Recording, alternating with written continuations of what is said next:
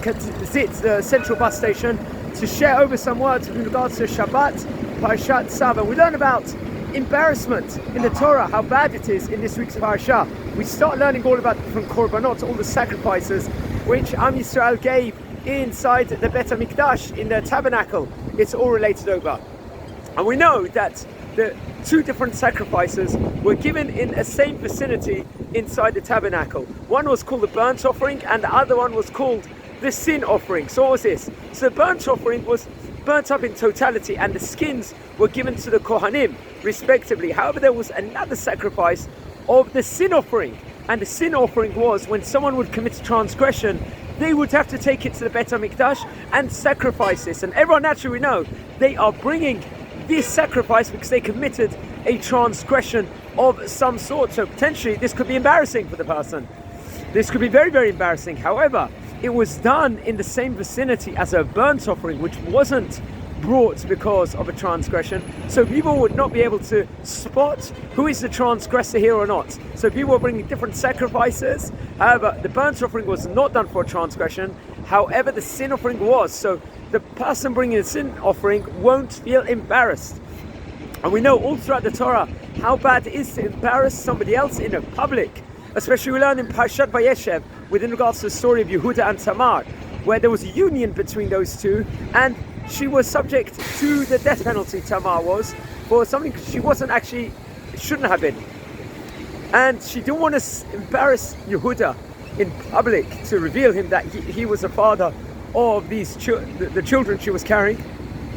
So she said it's better I'd be thrown into a fiery furnace than to embarrass him in public. But she gave a hint who the father was by 3 different items, and then Yehuda admitted it was him, and she wasn't killed at the end. We know the Talmud actually relates over that embarrassing someone in public is in a way like murder. The redness someone gets when they feel such embarrassment, it's as if they've been killed at that stage in time. That's how bad it is to embarrass someone else in public. The Talmud also relates over a story about Mar Papa, who was there was a rich person that used to bring money and would put it under the door so that the poor person will not know who has brought it to him every single day, and quickly ran away.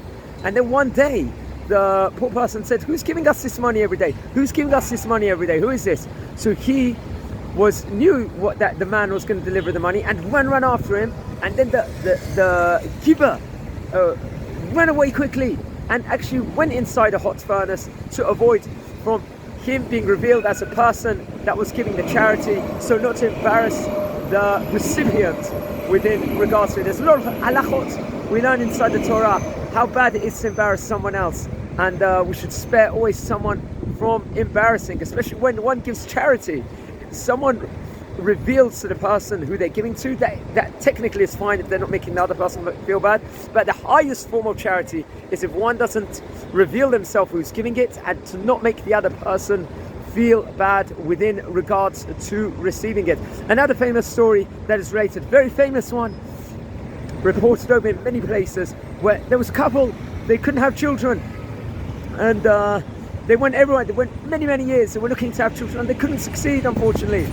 And they went to a rabbi and said, "What can we do?" The rabbi said, "I've given you all the advice, but there is one advice. If you see someone getting embarrassed in public once and they don't answer back and they're in the right, get a bracha off them, that might help." So one time they were in a wedding, in a feast, and then they saw there was someone shouting at someone else, and the guy was so embarrassed but didn't answer back and stayed quiet with all this embarrassment. At the end the guy ran to him, got a bracha. It was his opportunity, got the bracha.